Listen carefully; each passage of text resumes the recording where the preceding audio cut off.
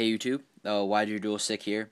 Sorry for really no updates this summer at all. I've just been honestly really lazy. I went to the World Championship qualifier in Providence and stuff, but I didn't really just do any videos for it. I was just doing other stuff. But I'm gonna do a preview video for Ycs Indy, which I have four good friends going to. I'll have their YouTube link somewhere up here. The first is a good friend of mine from, Maine, Ryan Segovia, Duelist 789, I believe.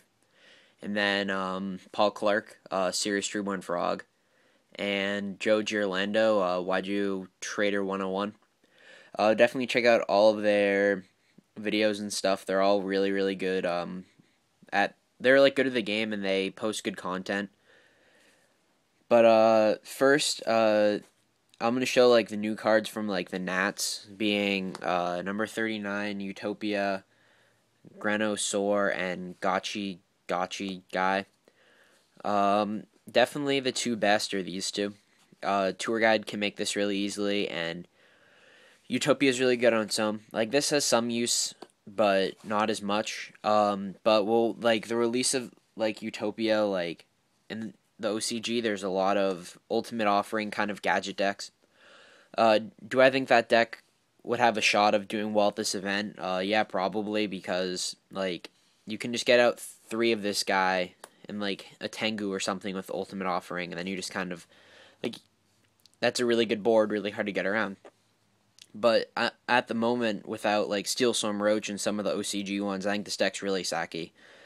But I think this deck is definitely something I need to watch out for. This in particular definitely boost Gravekeepers too, because if you have like if you're like going nowhere and you need to get over like a 24, like if you need to get over a Debris Dragon, this guy definitely helps with that.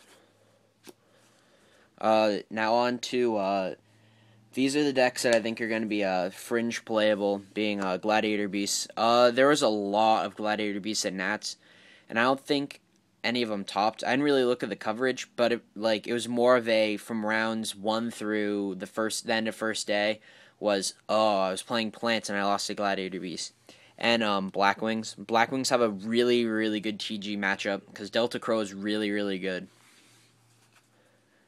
Next, on to the decks that I think are definitely playable, but not as playable as the other. The first being the Agent deck. I believe two Agent decks topped.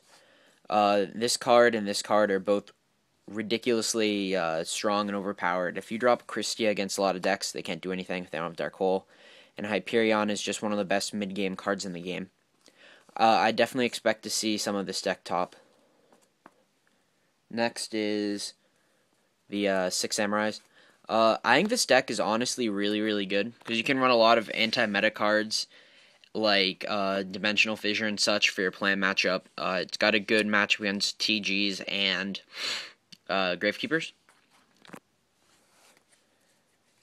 And then next I'm going to talk about Reborn Tengu. Reborn Tengu is pretty much seen in every tier 1 deck minus like one. This card is gonna be seen in every top 16, top 32 deck list that isn't Gravekeepers or Six Ams or Agents. Those decks are decks like TGs, which just won U.S. Nationals, which doesn't really run Tengu it's just because it's a floater and a beast. Scraps, which went undefeated during Swiss at the U.S. Nationals. I bet you're gonna see a lot of them. I think the deck's really strong because it has a lot of the good things that both TGs have, and a deck like Six Samurais is they can run a lot of anti-meta cards. Plant decks. I think plant decks really divide into 3 different decks. Tour Guide plants, which I think is probably like the most consistent, but then there's Water Synchro. This deck is by far my favorite deck of the format. I think it's a really, really strong choice for the event. And then lastly, the kind of Junk and Doppel deck. I bet you're going to see a lot more just Tech Junk Warrior or Junk Synchron than you are going to see the deck. But I would definitely say that these decks are all a major factor, and plants deserve a win, so I'm pretty sure that they're going to win. another card that's going to be really big is Horn of the Phantom Beast. That's Horn of the Phantom Beast is a huge reason why the TG, the Scrap, and Reborn Tengus are so good and so splashable. This card just gives a lot of decks like ways to plus, and making a Rhino 2800 is almost impossible to get around. And then lastly, I would say the only another deck is a deck like the Gravekeeper deck.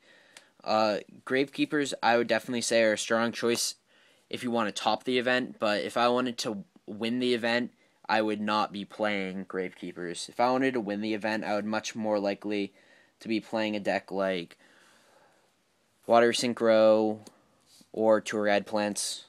Also, even a deck like TG's. Like, TG's won the U.S. Nationals. Hansel Aguero, the guy that won U.S. Nats, he definitely had a really strong meta choice. Mike Powers and some other kid from Duelist Grounds also topped Trinet or something using this deck.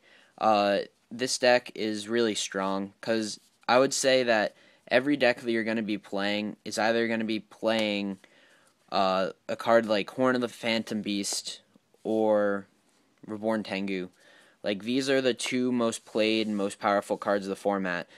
Like, sure, Tengu's played in decks like Scraps and TGs, but really this is your main win condition. Like, this card is so good. And then in your plant synchro decks, your water synchro decks, Tengu is just your advantage engine. You make Trish, you make your librarians. Those cards are also really, really strong.